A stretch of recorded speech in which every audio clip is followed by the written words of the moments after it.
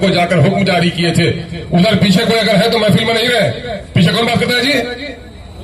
चले आगे आइए मीटिंग में आगे आइए।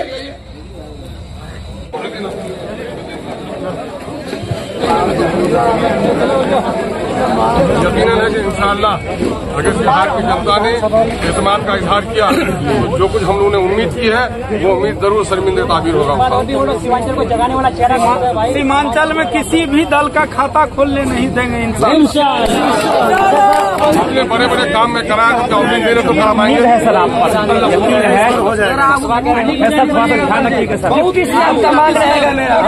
ये गरीबों की पार्टी है और सब लोग बड़ा खुशी हो रहा है कि सब लोग हम लोग एक मंत्री का चेहरा रहेगा, डॉक्टर इल्मान साहब का रहेगा। देश के सभी जाति के गरीब लोग इस पार्टी में हैं।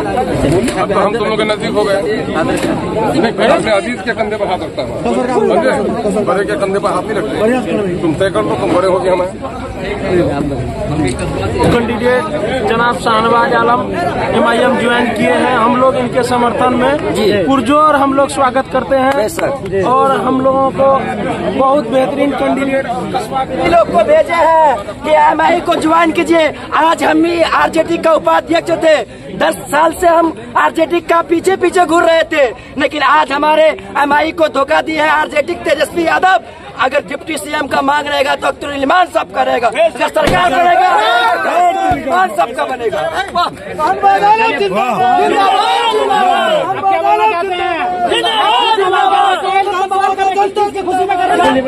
बिहार में MIM के बिना सरकार किसी का नहीं बनेगा।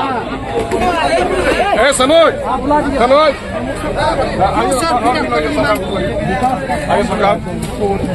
आइए तो है। मेरे भाइयों, इस वक्त मैंने 5 साल मुद्दत आपके इलाके में गुजारी है और मैंने यहाँ के जंजन और कनकन के मसाइल की जो लड़ाई लड़ी है वो आपके सामने में है।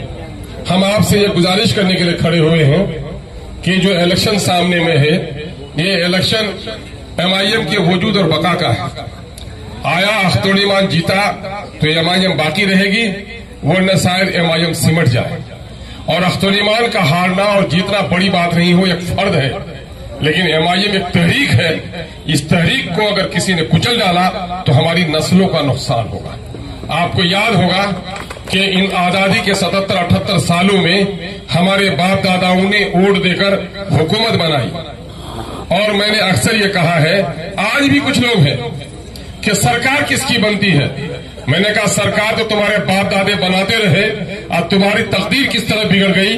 तुम्हारे बच्चे दोस्तों के गुलाम बन गए, तुम्हारी बेटियों के बदन पर अच्छे कपड़े नहीं है, तुम्हारी बस्तियों तक सड़क नहीं पहुंची, तुम्हारे घरों में बिजली नहीं पहुंची, तुम्हें नदी के कटाव से नहीं बचाया गया, तुम्हारे बच्चों को सरकारी नौकरी नहीं मिली। दूसरे के घर की बिरयानी को देखते हुए तुमने अपने घर को फाका, अपने चूल्हे को बुझा दिया। ये नादानी है।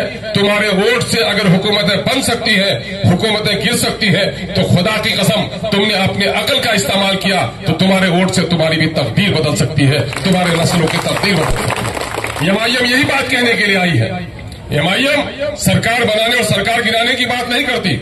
हाँ, यकीनन ये बात जरूर कहती है कि अगर आपने और हमने अपने इत्तेहाद का सबूत दिया तो बिहार की सरकार MIM के बगैर नहीं बन सकेगी इंशाअल्लाह।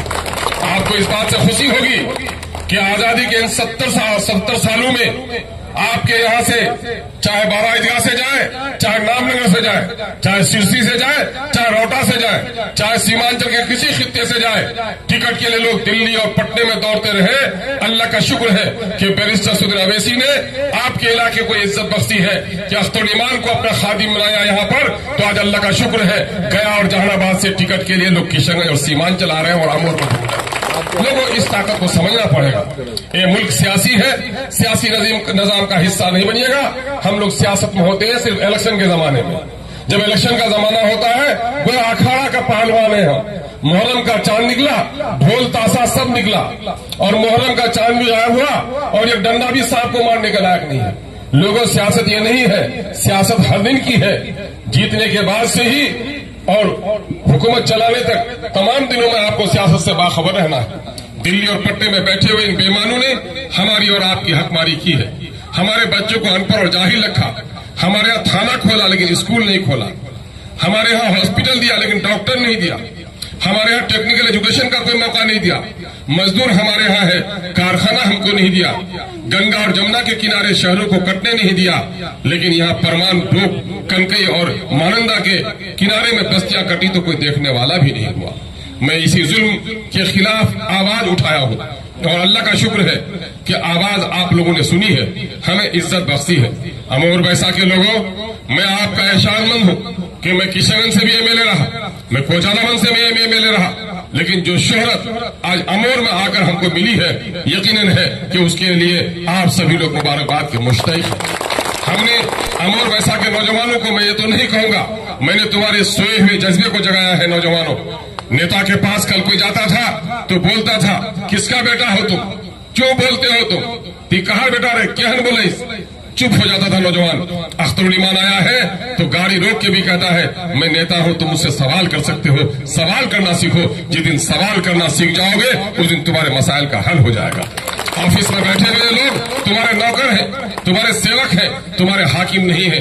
अल्लाह का शुक्र है तब्दीली आई है, सड़कें बनी है, पुल पुलिया बने हैं और ऐसी जगहों पर पुल बन रहा है जहां लोगों ने कभी ख्वाब और ख्याल में भी नहीं सोचा था।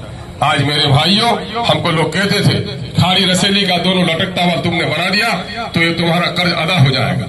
चूंकि 2017 में ये स्कीम बंद हो गई थी, 2015 में ही इसको तैयार हो जाना चाहिए था, लेकिन 2015 में भी लोग एमएलए बने, 2019 में भी लोग एमपी बने, कोई बना न सके। जब तक पुल नहीं बन पा रहा था, सब कोई कह रहा था कि अख्तरुल ईमान तो मुंह का जबान चलाता है, काम नहीं कर पाता है, लेकिन अल्लाह का शुक्र है कि अख्तरुल ईमान को बोलना भी आता है और काम भी करना आता है। और आज दोनों पुल बनकर आपका तैयार हो रहा है। रसेली में जिस तेजी से काम चल रहा है, मैं समझता हूं कि जनवरी से आमद रफ्त का काम शुरू हो जाएगा।